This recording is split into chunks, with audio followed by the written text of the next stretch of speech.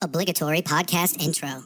Welcome, everyone, to the Dollar Bin. I'm your host, Matt. With me, like always, my co-host, Adam. Say something. I'm covering a comic today called Bottled. What's yours? Young Terrorists. Young Terrorists. Let's hear about those young gentlemen. terrorists. Yeah, those young terrorists. So this is a Black Mass comic. Came out in 2020 or 2015. Mm-hmm. The writer is Matteo Pizzolo, and the artist is Amanke Noelpan.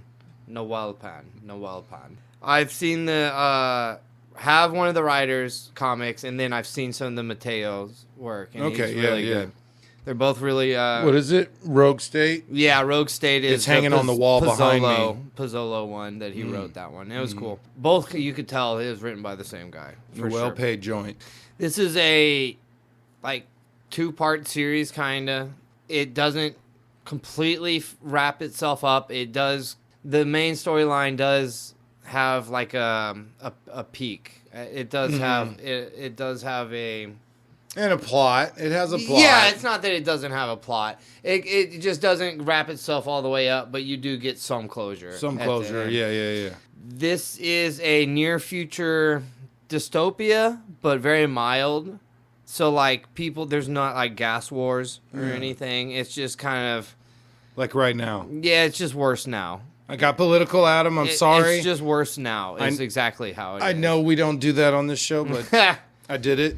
Our main factions in this storyline are the young terrorists, who are extreme people, and then you're like, oh, these are like the good guys and whatnot. And then throughout the comic, you're like, they're kind of the good guys, just by default, right? How bad the bad guys are. They're in the role, yeah, but they're not exactly. necessarily good. Yeah.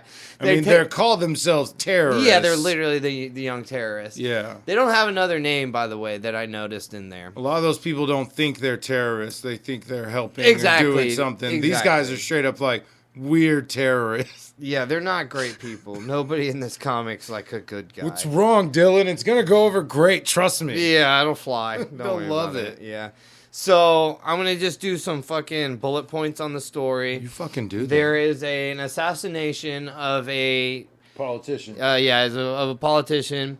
He is in the New World Order. He's like up in the like a general or something up in the New World Order. So he's important. So another part of the dark government takes him out. You think it's the terrorists. You think it's the young terrorists, and they kind of play it like it was the young terrorists, but then you find out. But it's not. It was just another part of the shit ass government. Yeah, like warring factions within the same umbrella. Yeah, It's pretty much. Stupid. Yeah. Get your shit together, NWO. Imagine if they just worked together. They would actually take over. Yeah, they would. They're almost there, apparently. Yeah, they pretty much are. Well, it seems like it. If they weren't all fighting each other, yeah, exactly. they would be set. No, we want to be evil this way, but we want to be evil this way. Yeah. We're going to kill you. So this guy, his name was Solomon, he gets assassinated, and then his daughter goes. That sets into motion a crazy series of events that just makes no logical sense.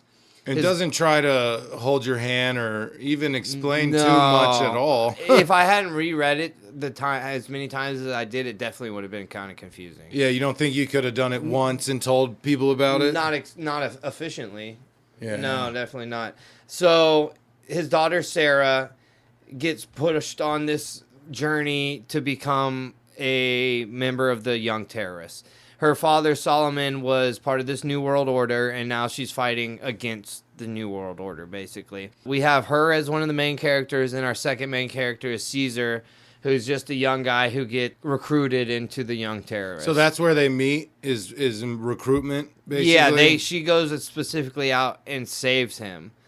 He's about to be arrested and taken in and just put in jail forever, basically, and they save him. Cool. The Young Terrorists, I didn't say this, they have half of a city that they own and operate. It's like half of Detroit or something. It would be Detroit. Take over it, and it's like a no-go zone where the police don't go there.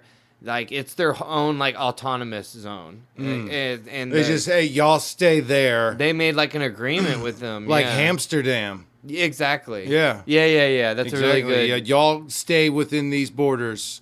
You could do whatever you want. So the borders are lined by the drug dealers. Yes. That's in this world, that's their first line of defense. They said, we let the drug dealers move in, and they get on the edge, and but their entire job is to keep the cops and all the bad guys out, and we let them operate here. And they sell drugs to our peeps. And then the next inner circle is no income housing. So we have low income housing. This is no income housing, and so they're separated from the bad guys, in air quotes, by the drug dealers who keep the bad guys out. So it's like a layered onion of protection and citizenry. And then there'd be drug users who don't want this situation to disappear.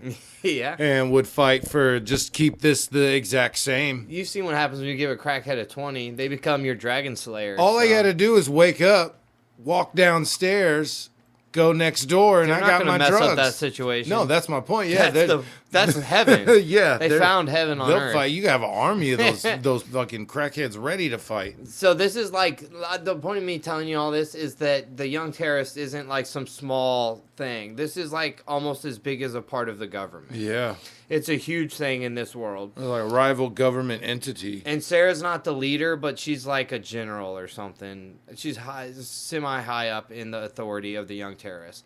They have all sorts of views, like they trick Caesar into thinking that the mission they're going on is to save animals from a factory farm. Yeah. And they convince him that like they're ultra vegans, basically, is their main thing. And he believes it. That there's like that's the main goal of this entire section of the government. Save the cows. Yeah, and the chickens. The cows. So in it there's a bunch of jokes about people offering him food or offering people food, and it always has to be vegan food or whatever. So that's like a running joke. They, at the end of the comic, it culminates with them assaulting the factory farm. I'm not going to go into specifics of why they actually went to the factory farm, but there's a huge multi-page fight.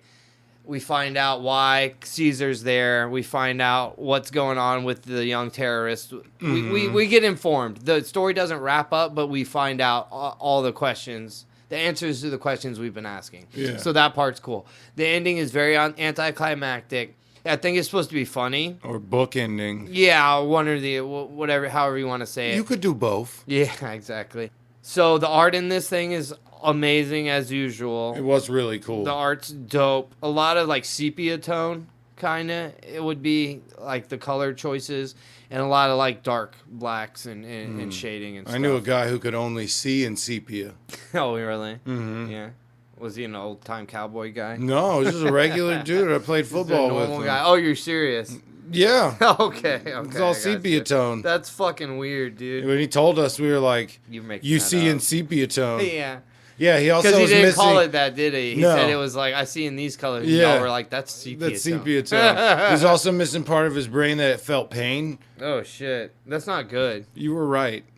It was made up. Yeah, I was making all that up. I made all of it up. I was like, sepia tone. I didn't go to school. Dumbass. Idiot. Fucking idiot. School. What kind of moron you think I am? You think you see me at shul? I don't know nothing about that BS.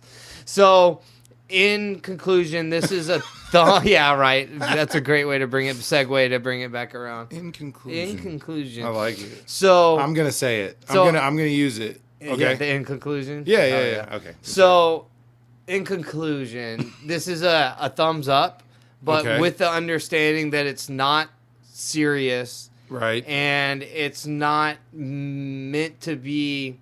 It's more of a feeling and a vibe that they're going for, and a message, more than like facts and continuity and stuff like that. So if you go into it not being serious and be like, this is going to be a fun little read, then yes, it's a great little read. So much action, so much unneeded nudity, which was funny. Messages up and down, multiple different messages they want to get to you across, but done in a way which is entertaining. It's fun to read.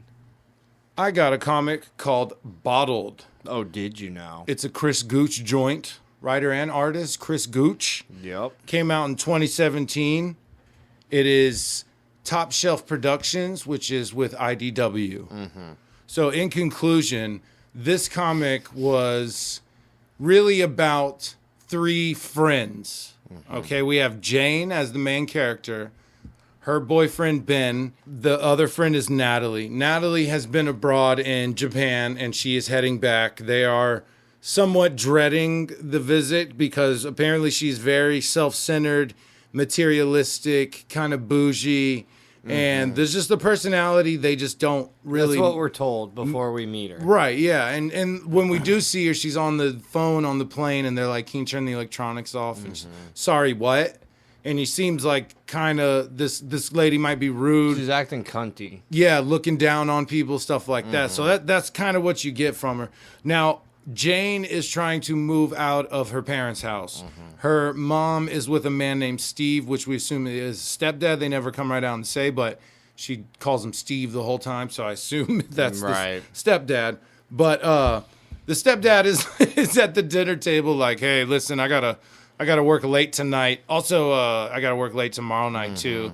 And the mom is so apathetic and is just like, okay, I guess I'm watching Doctor Who or whatever by myself tonight. And the daughter is fed up with it at dinner. You can already tell she's like, what are you doing tonight? Oh, it's some barbecue for Bill. Like, I thought last week you went to Bill's going away party and he was going to Singapore. Well, this is a different Bill. Mom doesn't give a shit. She's just sitting there eating her dinner. So they go look at a house. Ben and Jane are looking to purchase a house. It ends up just being a room. They're going to share the house with this dude named Harry. He's a writer. And they can pay the rent, but they can't afford the down payment or whatever. They want like $1,000 with like 2 months of rent, which is like $3,000. Fuck you, bro. Yeah. Like, seriously, half of of that... That's a common thing, too. It is. That's like what happens, and it's so fucked up. Yeah, I know. There's no regulation on these scummy landlords. There should be a company that regulates them and, dives into books and says, hey, you're not being fair and honest. Yeah. You need to change this, Right. or else we take it away. That would be cool. But anyway, it seems a little expensive. She talks the man selling it into like, hey, please wait for me. I'll get back to you as soon as I can. He tells her, hurry up. Someone else wants it, but he doesn't want that person in there. So he's like giving her a little slack, like, all right, come on. So Natalie gets in town. They hang out, and it's essentially what Jane thought it was going to be. They're at a party. She's ditching her. She's going out to meet her industry friends because Natalie is a up-and-coming famous model, and she's meeting people networking at this party.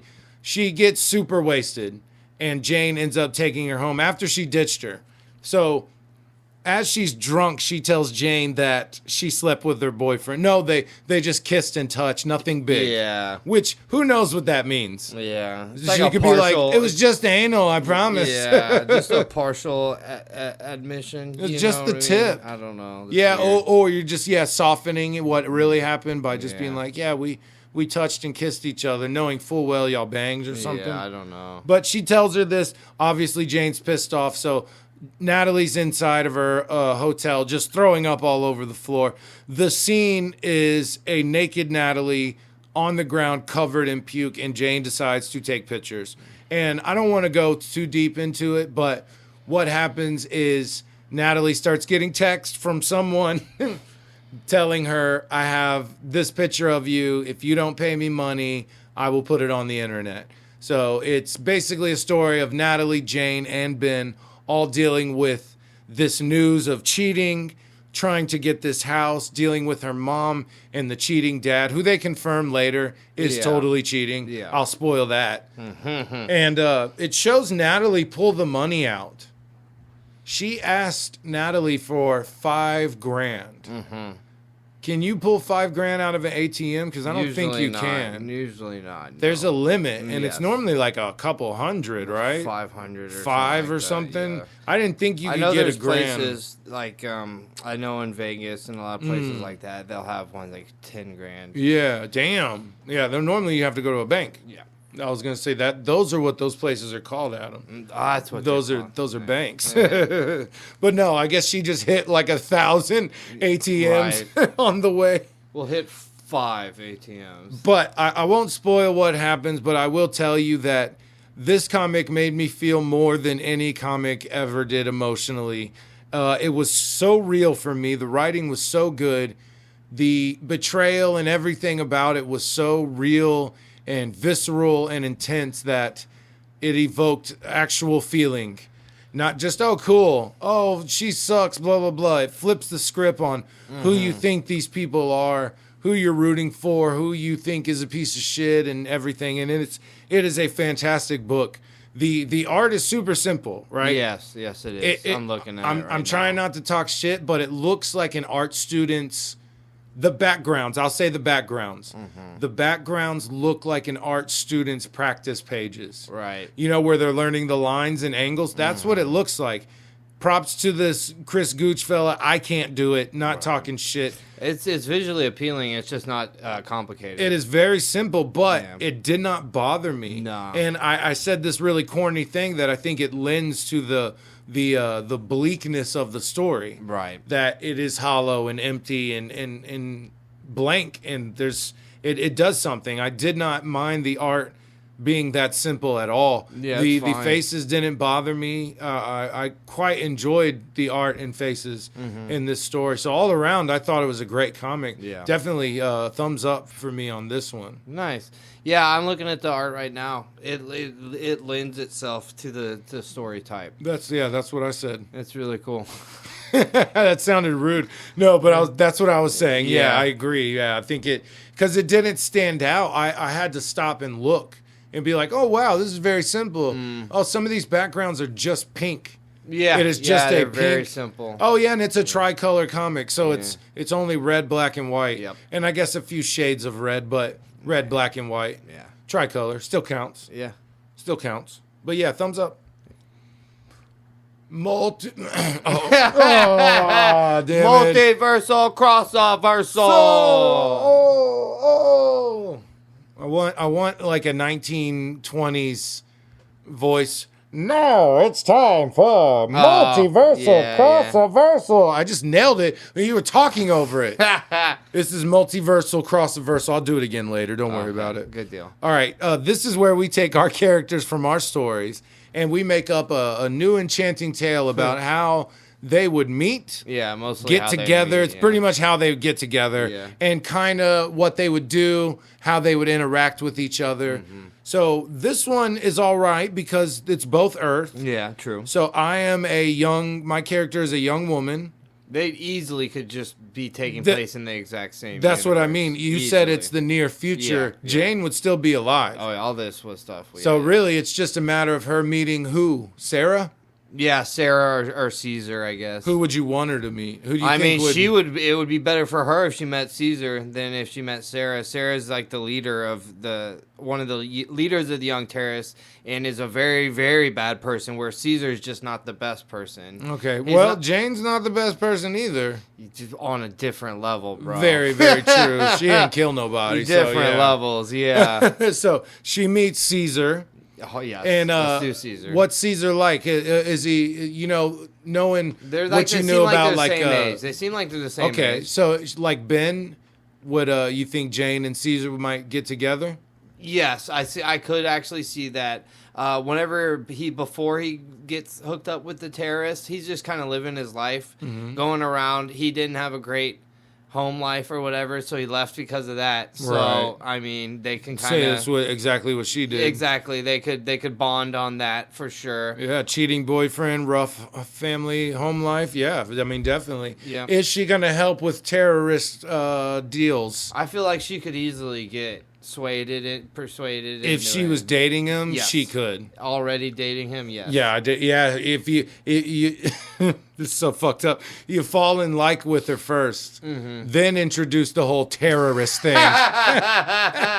Yeah. Hey, soften baby, the real blow. quick, just gotta tell you, it's not a big deal. I'm kind of a terrorist. Yeah, just something I do on the weekend. No, he would have to tell you like he's like a freedom fighter. Yeah. and then she'd be like, "Oh, A vegan, ultra What- vegan is yeah. what he'd say. He's ultra like, vegan." Yeah. there you go. So then she'd be like, "What's your group called?" And then he'd have to say, "We're the Young Terrorists." Yeah. But yeah. honestly, I really don't like that word, Yeah, terrorist. That's why I say ultra vegan is And what I like to say. I'm here to save cows and chickens and Yeah. shit, okay? They're Yeah. here to slaughter people.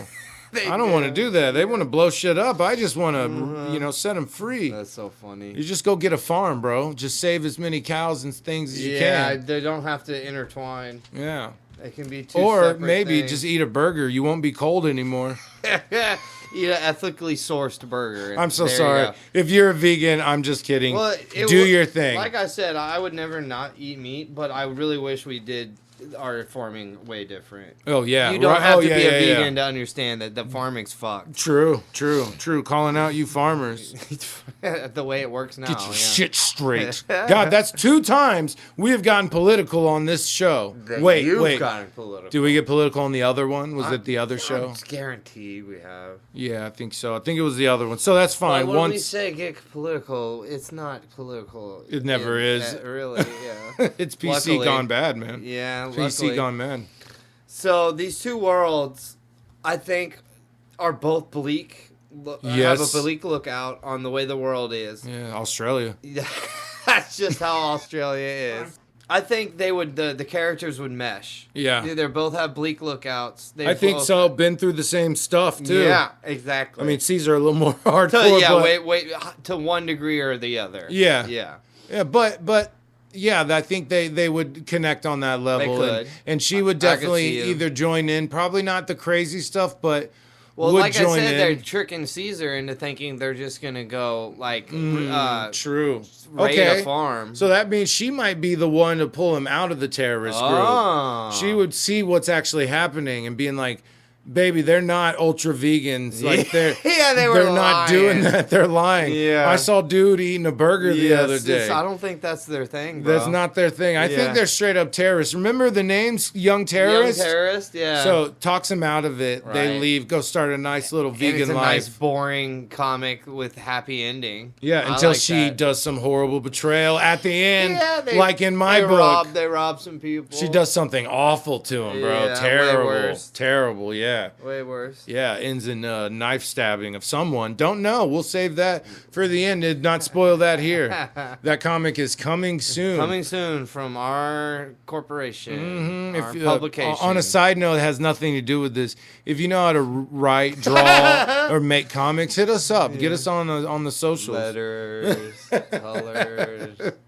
We do know a guy who's making a comic. What do we do? It's Mike? way more doable nowadays than it ever was in the history of our world. Our friend Mike. Yep. He's a Shout out. friend of the show. Likes everything we do. We appreciate it. Thanks, big guy. He's making a comic. So I will be talking about that when it comes out. It's not ready yet. Yeah. When it gets closer. I was wondering if you're gonna plug it. No, more. I didn't want to do it Okay. yet. I will. Cool. I hope he hears this. What's up, Mike? So you got some random reviews? Just a little bit of something. Just a little bit. Yeah. So I was watching. I don't know if I like that. I was watching a random. There's this guy who does old 80s and 90s anime lists. Oh, cool. Where they'll be like ultra violent lists from the 80s and 90s. Is that what we were watching earlier? That guy? No, that's the guy. video game Yeah, guy. Sorry. different thing. And one of the ones that he reminded me of was that I used to watch when I was younger was Trigon. I love Trigon. It was on enough where I could see some in a row. I didn't always get to see them all in a row. I definitely didn't watch it all in a row at the beginning, but enough where I could be like, "Oh shit, I saw the one before this. I saw the one after." Like, I see Trigon on list all the time. Yeah. I get a lot of top animes no one talks about or old animes that are peak and blah blah blah, and that one's always on them. it's so good. It's on my watch list for like Crunchyroll. It's like I want to see it because it looks bonkers. And you know what's funny is the art in it is kind of low tier for that time. It really is not that insanely detailed, like insanely well done. Well, I say it like that for the time, where everything was a fucking masterpiece. So it was way more like, oh, this is like a TV show anime feeling more than damn, this is a movie quality anime. Is how I always felt about it and still do. But the story in it's so simple and quick, and it's got enough story of the week in it as well to break up the main storyline. The characters are cool and simple and very standard anime characters. Like I said, it's just a simple, quick anime that you can get through. Oh, and, so and it not finishes? It has like an ending point? Yeah, well, for that main storyline, and then they pick up They pick a I mean, I'm newer sure the one. manga's longer. Yeah. Obviously, they didn't do the entire manga story. They went like years, and then they did another anime too. Oh, right. There is a second series. You're right. I've with seen the short that. hair. He's got like So short hair. the first series, the older one, is better, is worth it to watch? Yeah, oh god, it's so simple and quick to watch. And then I have such a quick other one. I'll just finish right now. And then Joji just came out with a new album. We love some Joji here at Flipping Pages. I'm too broke, bitch, and lazy to go actually listen to stream his whole album yet. So I've just heard the 2 songs that he's put out? on. Yeah, I'm pretty sure. It No, he did. He definitely, it's out. Okay. But he's only put 2 of the songs on YouTube. So I'm pretty sure I can just go online and listen to the whole thing. You free. probably can, yeah. I just haven't. I will. I will soon. But as of right now, I've been listening to Pixelated Kisses and Past Won't Leave My Bed. Those are the new ones he released? Yeah, they're both really See, good. I haven't got into them yet. I loved his last album, Nectar. Yes. Was that the red and black one? Yeah. It had Ooh and Run and stuff on it. That album was incredible. He got robbed. We here at Flipping Pages in the Dollar Bin think that year, I don't remember what year, maybe 2021 or something, Joji should have won Song of the Year for his song Run. Right. And I'm sure someone like, I don't know, Beyonce or Taylor Swift or someone probably won it, and they shouldn't have, Roddy Ricch or something. But it should have been Joji. We knew Pink Guy back in the YouTube days. Yeah. And we always thought this guy was funny, and then we were kind of blown away by Joji. Yeah. We love this like trap R&B because it's like trap beats and then he's singing R&B style, but it's this melodic, dark, moody stuff. And I was just like, I don't get this anywhere else. The only place I get this is Joji. Now they're everywhere. Yeah. Really focused, and I was like, this is great, and I love his stuff. It's so good. And I love Nectar. I still, when I listen to that album, I start at the beginning straight. Oh, there's no skips. No, none at all. No skip. Yeah. None at all. Yeah, I've been jamming those too. Like I said, I just haven't gone through the effort of listening to the whole album. Finding, I'm sure it'll be good. Yeah, I might have to throw it on a playlist because I get lost. We've lost this thing because we're old. And in the 90s and 2000s, I would go to the CD store because that's what we listen to music on. And I would buy a CD and I would go home and put it in and front to back. I'm listening to it. You kind of have to. Straight through. And we kind of miss that where you have these artists that do singles. That is all they do. All single, yeah.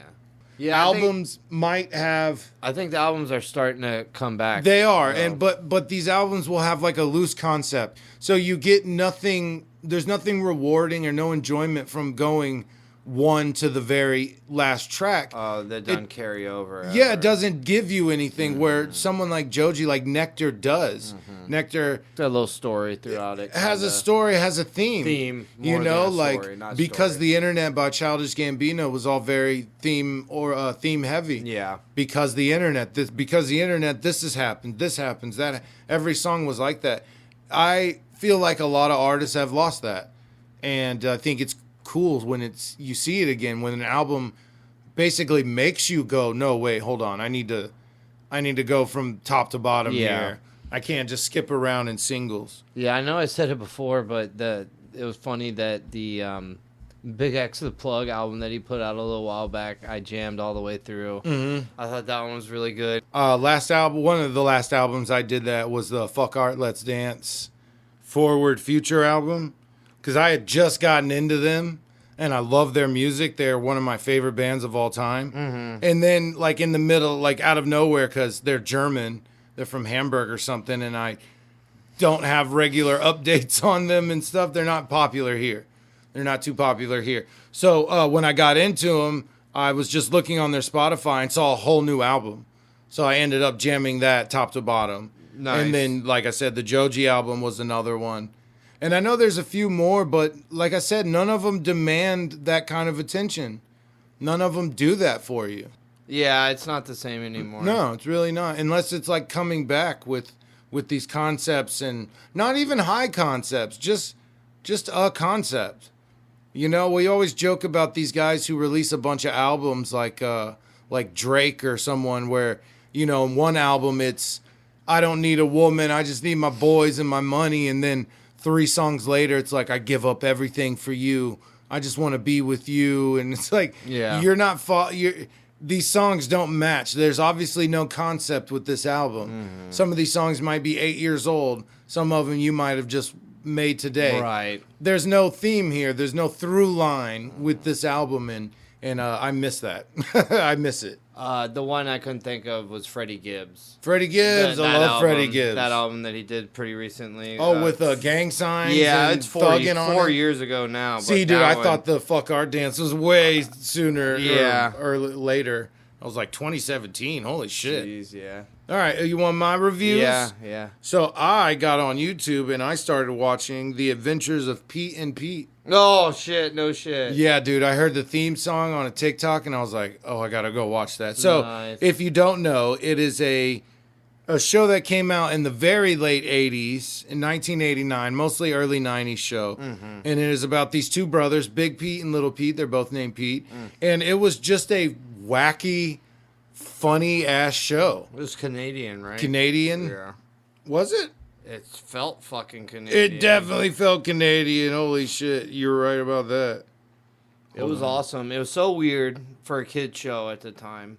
Kid shows were not weird like that. And it was a kid show, but not a little kid show. It wasn't for little kids. It seemed like it was geared towards teenagers and young teens. Because it was wacky and goofy, but the big brother seems to be like the voice of reason. Mm-hmm. He's young, but looking around being like, oh, he's a smart one. Arthur's pretty wild. He's a very eccentric man, and like the little brother's just like hates authority. He's got a tattoo. He's got a tattoo of the redhead woman. Mm-hmm. He hates cops. Like, it was just a wacky, fun show. It's really good. I put it on. My kids, walked by, lingered for a second. I heard a laugh from my son or two, and that was it. So I watched a few episodes of that. Had a blast, man. Very, very nostalgic. Felt good. Love Pete and Pete. Now this doesn't feel good, but I found a YouTube channel. This woman, her name is Marina McBain. Okay. She, for the most part, I see a lot of stuff about Hollywood and movies. So she made a video about how you made serial killers hot, blaming Netflix for turning all these awful, horrible men into hot dudes. Mm-hmm. Hollywood cast the same actors. It's always the same faces. Yeah. These actors aren't actually acting. They're the same person in every movie. So her videos piss me off. In like the way that there's right all the time? She's completely 100% correct. Gotcha. And I love her. I love her videos, but her. Damn, they piss me off, dude, because she is right. Yeah. She understands exactly what like regular people probably don't get, and she understands it. I see it too. I can tell when you're like, and I use this as an example a lot, but you say we're making Beetlejuice 2. Mm-hmm. We got Michael Keaton and Winona Ryder. I don't need to know anything else except that, and it's gonna suck. Mm-hmm. I know it's gonna suck. They're doing a Goonies 2. Oh, that was wild. That's gonna suck. That I usually, whenever my reaction when they say they're making a sequel to these movies that haven't had sequels in 20 years, is like, oh, that's stupid. But that one's stupid. I was like actually like mad about it. Leave classics alone. All they want to do, so this is why I hate it, is because the initial thought is not let's make a great movie that people will come back in weeks and weeks and weeks to watch it again. No. Let's make a bunch of money as quick as we can. Yeah. So the movie suffers for it because the focus is, look, it's Michael Keaton and Winona Ryder and it's Beetlejuice 2. Y'all love this. They would rather have the initial rush of asses in seats for opening night and the first weekend. Mm-hmm. And like I said, they don't want to make something good. You come back. They're not concerned with that. No. They can make millions and millions off of that weekend if they get enough people interested, have enough same names. Yeah. And that's another thing is same names. You get fatigued because you see the same actors. Chris Pratt was fucking Star-Lord, Mario, and Garfield all in the same year. Yeah. That's strange. So weird. It's because they don't have the balls to take a chance on unknown actors because not concerned with making a good movie. You would rather come see Chris Pratt instead of some no-name guy. Yeah. And you'd rather see an all-right movie that has Chris Pratt instead of a great movie and starring, Bum Sauce McGee. Yeah. They don't want to do that. So, same names. Why put unknown actors that could deliver a powerful performance when we can put Pedro Pascal and Margot Robbie in this period piece, which they don't look anything like people in the 1800s. Yeah. They look, she says, if you look like you know what an iPhone is, you shouldn't be in these movies. Margot Robbie and Pedro Pascal know what an iPhone looks like. That's what she says. I think it's pretty great. There was another thing about trailers. This one made me so mad about how bad they spoil movies in the trailers because trailers aren't made by directors or writers anymore. They're sent off to a company. It's an own company specifically made to do trailers. And a company has a bunch of clips and doesn't know what's a spoiler and says, oh, that looks cool. They don't want to give you a vague trailer because, one, they think you're stupid. Yeah. They go, we have to constantly remind them that, look, there is a twist. Look, there's action. There's romance. Look, it's going to be funny, too. We'll spoil the whole goddamn thing because y'all are dumb and y'all need to know what y'all are getting. Yeah. But then you have something like Parasite that had a absolutely vague, mysterious trailer that said nothing. Didn't even talk, I think. And that was an incredible movie. Yeah. Captain America, Brave New World. The fact that Red Hulk was in it would have been a great surprise. They had to show it. But they showed it in the trailer. His hands and his terrible, head too. Plastered all over every fucking poster. It looked terrible. Every single one. There was another one that was spoiled the twist right in the trailer recently. Yeah, the Red Hulk that should have been a surprise. Yeah. The Spider-Man. The trailer held back and didn't show Tobey Maguire and Andrew Garfield in No Way Home. But what it did show was fucking Dr. Octopus's arm and Green Goblin. So it's like, okay, so the bad guys are there. That means they're probably there too. What if we didn't see any of that? All we saw was Tom Holland crying on the building, swinging around, and we had no idea that even the villains were in it. Yeah. You know how big of a surprise Willem Dafoe and Alfred Molina would have been showing up, and then Toby and Andrew? Yeah, that would have been the right way to do it. They don't have faith in writers and actors anymore. They don't want to take a chance on a no-name. They're going to spoil everything because they think you're stupid. Yeah. They don't care to take chances on new stories, new ideas, anything like that. And honestly, they sit back and look at paperwork and go, why didn't this movie make any money? And that's why. They put their heads together and come to a wrong conclusion every time. Look at Snow White. There's so many instances of this stuff. Yeah. It goes nowhere because it's just all wrong, man. And it's all done for the wrong reasons. They're looking at everything the wrong way. Yes. It's And soulless. from the wrong and angle. all about money. It is no longer an art form. It is commercial. Yep. Completely commercial. And it sucks because I loved movies. And now I have to dig through nonsense on streaming and streaming sites just to find a good movie. And there's tons of great movies, but like you said, you got to dig through them to buried. find it now. They're buried because Netflix isn't pushing these stories because guess what? It's got a no-name actor Not the or a good no-name ones. writer and it's real. You don't know what it's about and because you're stupid. Yeah. It sucks. I hate it. Sorry, rant over. Is that all you got? That's it. Oh, I watched Age of Ultron, Avengers. Good flick, man. It is a good one. People give that one a lot of hate. Oh, really great tie-in. Do you remember the trailer for Avengers Age of Ultron? No. It was super silent, except for a creepy version, which they do all the time. Creepy version of the Pinocchio song. No strings on me. Oh, yeah. And then you hear Ultron talking, and that was it. He says like one or two sentences. And from the trailer, that movie looked like, oh my God, this is going to be super serious, super raw. And that was the most quippy, goofy Avengers movie they made. Up until that point. Yeah. I mean, no. Which one? Avengers movie. Yeah, specifically Avengers. The trailer can do a lot for a movie, and that made me hype. But I watched it with my son. He was really excited. He just wanted to watch it. He'd been talking about Ultron for days now. Really? So he's like, put on the movie with Ultron in it. So I was like, oh, okay.